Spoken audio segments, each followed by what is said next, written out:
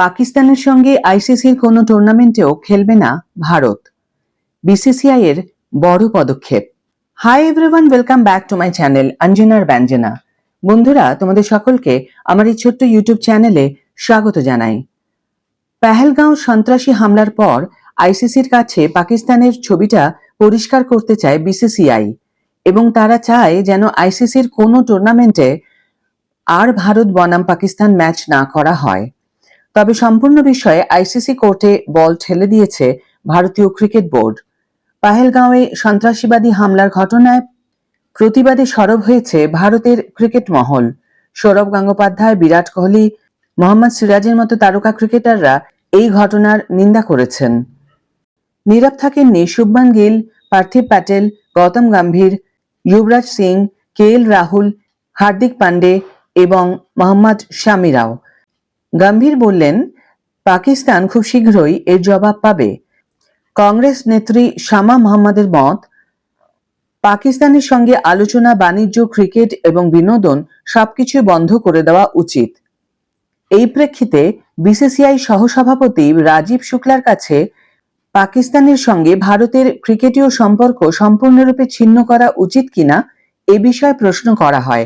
এর উত্তরে তিনি পুরো দায়িত্ব ঠেলে দিয়েছেন আইসিসির কোর্টে। পেহেলগাঁওয়ের নৃশংস সন্ত্রাসী হামলার পরে বিসিসিআই কঠোর অবস্থান নিয়েছে। ইতিমধ্যে মুম্বাই ইন্ডিয়ান্স ও সানরাইজার্স হায়দ্রাবাদ ম্যাচে আতশবাজির প্রদর্শন বন্ধ রাখা হয়েছে। ওই ম্যাচে চিয়ার লিডারদের উপস্থিতিও ছিল না। ম্যাচ শুরুর আগে পেহেলগাঁওয়ের নৃশংস সন্ত্রাসী হামলায় নিহতদের উদ্দেশ্যে নীরবতা পালন করা হয়। দুই দলের ক্রিকেটার এবং আম্পায়াররা কালো বাহুবন্ধনী পরে মাঠে নামেন। দুই দলের ক্যাপ্টেনের গলাতেও এই ঘটনার তীব্র প্রতিবাদ দেখা গিয়েছে। এই পরিস্থিতিতে বিসিসিআই সহসভাপতি রাজীব শুক্লা বলেন, আমরা ক্ষতিগ্রস্তদের পাশে আছি। এই জঘন্য হামলার তীব্র নিন্দা জানাই। সরকার যে সিদ্ধান্ত নেবে আমরা সেটির পূর্ণ সমর্থন করব। আমরা পাকিস্তানের সঙ্গে দ্বিপাক্ষিক সিরিজ খেলি না এবং ভবিষ্যতেও খেলব না। আইসিসির টুর্নামেন্টে আমাদের খেলতে বাধ্য হতে হয়, কিন্তু আইসিসিও জানে কি ঘটেছে, তাই তাদেরও সেই অনুযায়ী ব্যবস্থা নেওয়া উচিত। বিসিসিআই সচিব দেবজিৎ সাইকিয়াও পেহেলগাঁওয়ের ভয়াবহ হামলার ঘটনায় গভীর শোক প্রকাশ করে বলেন, এই শোকাবহ সময়ে গোটা ক্রিকেট বিশ্ব ক্ষতিগ্রস্ত পরিবারগুলোর পাশে আছে। তিনি আরো বলেন, এই নৃশংস সন্ত্রাসী হামলায় নিরীহ মানুষের প্রাণহানির ঘটনায় গোটা ক্রিকেট মহলে শোকের ছায়া নেমে এসেছে।